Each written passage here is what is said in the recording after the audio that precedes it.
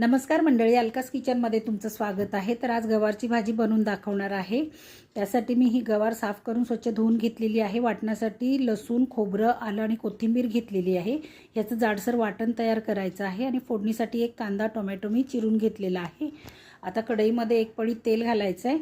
नंतर जिरं टाकायचं, बारीक चिरलेला कांदा तोही टाकायचा। कांदा चांगला परतून घ्यायचा। त्याच्यानंतर टोमॅटो घालायचे, तेही परतून घ्यायचे व्यवस्थित। चवीप्रमाणे मीठ घालायचं आणि हे जे वाटण आपण तयार केलेलं ना खोबरं आणि लसणाचं, ते वाटण त्याच्यात टाकायचं। नंतर हे मसाले टाकायचे, त्याच्यामध्ये हळद, धना पावडर, गरम मसाला, घाटी मसाला हे सगळं मिक्स करून झाल्याच्या नंतर आपण धुवून घेतलेली गवार त्याच्यामध्ये टाकायची।